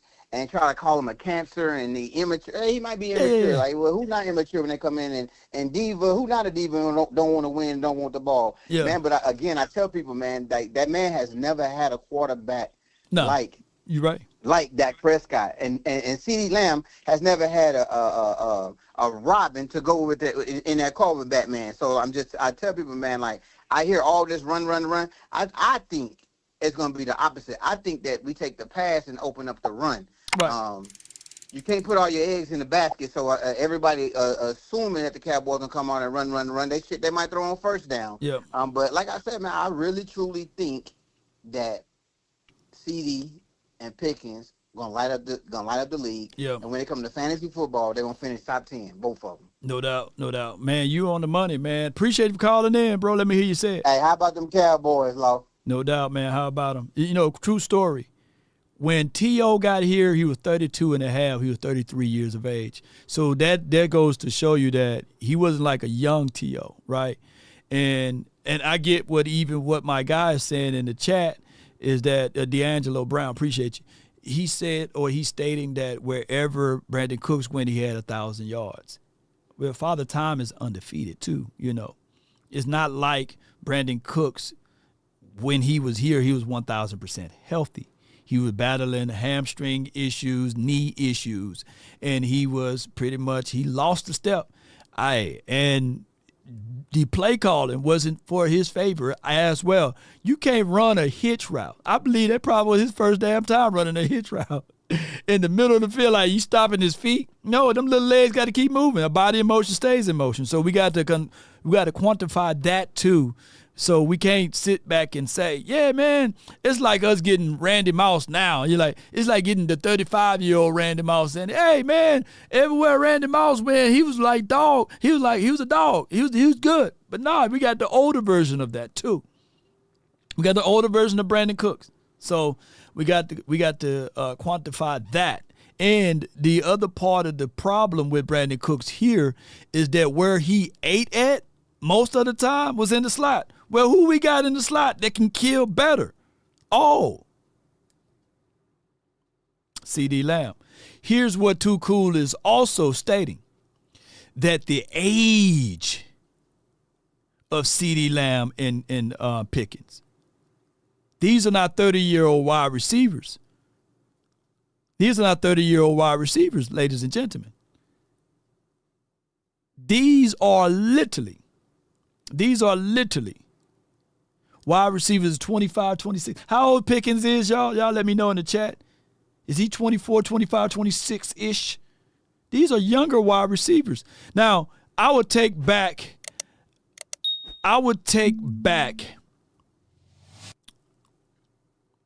a third of all what I said about Brandon Cooks. If Brandon Cooks this season get 1,100 yards, I will find a Brandon Cooks jersey of your choice of whatever team he ever played for. If he get 1,100 yards, 10 touchdowns or something like that, or 1,300 yards, I'll be safe with 1,100 yards. And I like Brandon Cooks. He's my guy. Y'all see me talking to him. If he get 1,100 yards, double-digit touchdowns, I will send that jersey to the first person that realizes and say, hey, Law, I told you so. The first person. I don't have money like that to send 4 or 5 people all of them jerseys. I'm talking about a Stitch jersey, So he's 24, 25. That's the young wide receiver. I'm talking about George Pickens. Young. We got a young wide receiver group. Now, here's the other side of the coin. Here's the other side of the coin too, ladies and gentlemen. So that's about 4 or 5 years of good time. Yeah. With Pickens and CD. And they still got to pay Pickens at the end of this year. And I know the Cowboys, don't y'all tease us and have us a spectacular year. We get to the postseason, win one game, and then you destroy that and start all over again because y'all in y'all feelings. Don't you do that, Cowboys. Because here's the other thing that I want to say. How many years did A.J. Brown and Smitty play together before they won this Super Bowl? How many years? Because what happens ultimately is that we get something good, we got to win it right then and there. When other teams get stuff that's good together, they have time to mature, to grow together, to know each other and all of this stuff, and to prepare each other. See, we get something good one time. Everybody like to bring up 2021. Oh, man, Dak had Lamb. Dak had Amari Cooper. Them jokers played only 7 games together. Dak had Gallup. They got rid of the better wide receiver and kept Gallup. Put it like this, and there was a lot of y'all right now, and it kills me that y'all will co-sign with the Joneses and say, yeah, Amari Cooper, he only played 50% of the time. He's trash. He's not good on the road. Blah, blah, blah. He's always hurt. And didn't know that Gallup was hurt more than Amari Cooper. Every year Gallup was hurt. We got rid of Amari Cooper, sent him to Siberia, and gave $50 million guaranteed money to Michael Gallup with 2 bad legs or knees. And we supposed to win the Super Bowl every year. And I get it, Robert. Dak had injuries like Gallup. Yeah. Dak had an injured Gallup. Yeah. But Gallup stayed more hurt and he was injured and he missed more games than Amari Cooper. And we gave him the bag, even though Amari Cooper took $6 million less to stay here opposed to going to Washington. And it's crazy that Gallup ends up in Washington. I can't make this stuff up. Yeah. After we done gave that man $50 million of guaranteed money. Shout out to Gallup. He's a good friend. But at the end of the day, friends don't win you championships. No law, make it this. If BC has more, if Brandon Cooks have more yards and touchdowns than Pickens, we will wear that jersey on the other teams. Yeah. I'll flip it to that too, cool. So what he's saying is basically if Brandon Cooks have more yards and touchdowns than Pickens. Yeah, we will wear the other team. Yeah, and I can't stand the Saints. And on top of that, my mom's favorite team is the New Orleans Saints. I can't make this stuff up. That's her favorite team. Yes, indeed. So y'all know how the household was when we were growing up. Yeah. Bad management, Gray Wolf. Yeah, Gallup more like see me rolling, riding dirty. Yeah. Cowboy Nation, man, I had a great time, and I hate to leave you guys. I would love to talk for another 4 or 5 hours. I got all of that in me, but I got to go. But Cowboy Nation, what I'm getting at the end of these type of shows is that we open up debatable conversations. We do. Debatable. And yes, Bobby, we ain't talking about Master. Nor Eric, we ain't talking about Master. Yeah. We talk about debatable shows, not Master. Let the AI speak. Too cool, $19.99. Remember that was Daniels when he was a rookie. CJ was Jaden as well, don't underestimate. Let Jaden do that 2 years straight. Yeah. And let me say this.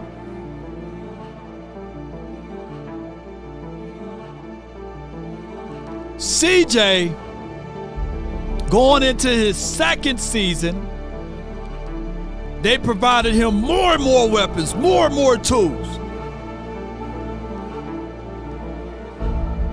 They provided him more and more resources.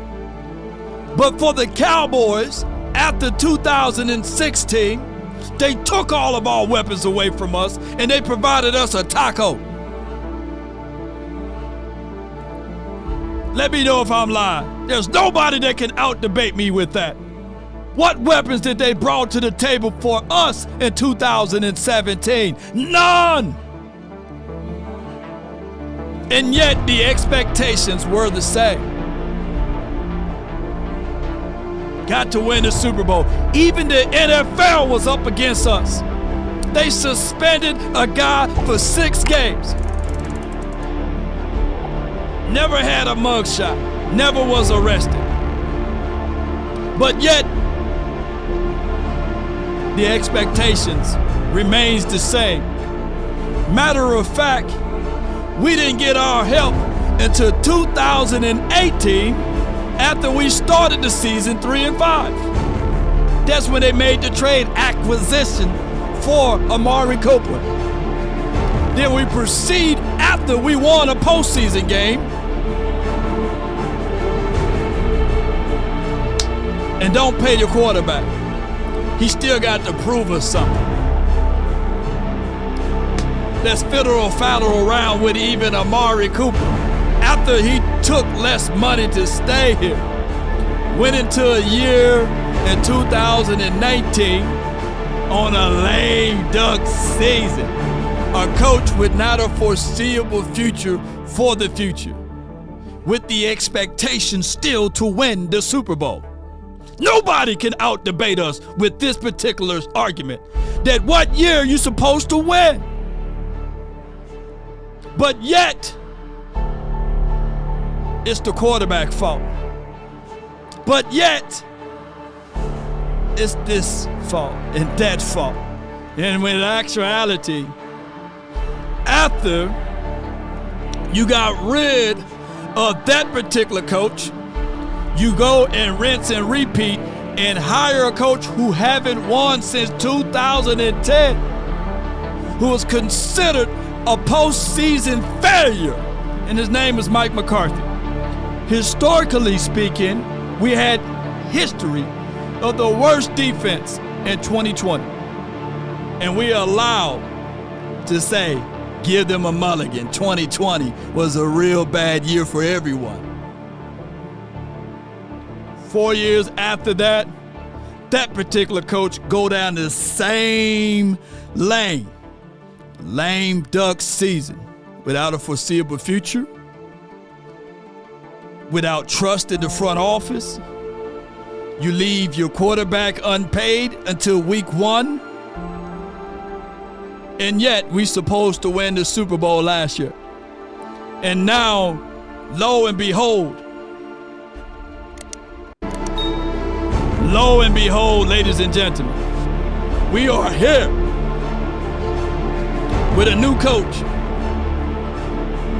and with a lot of promises.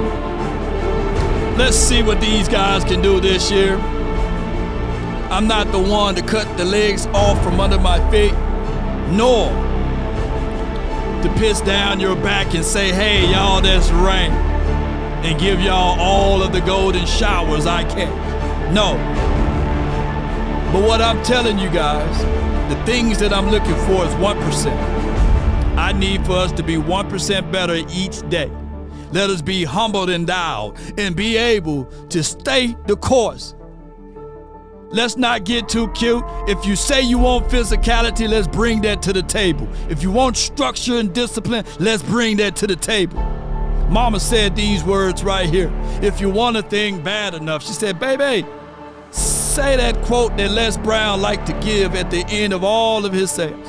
And the quote goes like this: if you want a thing bad enough to go out there and fight for it, to work day and night, to give up your time, your peace, and your sleep, if all of your desires of it makes you quite mad that you don't get tired, and it makes you hold everything tawdry and cheap, if life itself seems empty and useless without it, and all that you scheme and dream is about it, if you'll gladly go out there and sweat for it, fret for it, a plan to lose all terror of your mind, if you would simply, just simply go after the thing you want with all of your capacity, strength, sagacity, with faith, hope, confidence, and stern pertinacity. If neither cold or the poverty or the famish or fame or the sickness of body or brain can turn you away from the things you want, if dogged and grim and besieged and beset, with the help of Almighty Cowboy Nation and everyone that's listening under the sound of my voice, you will get it. That's been my time. I really thank you all for yours. And remember, you're listening to nothing but the best.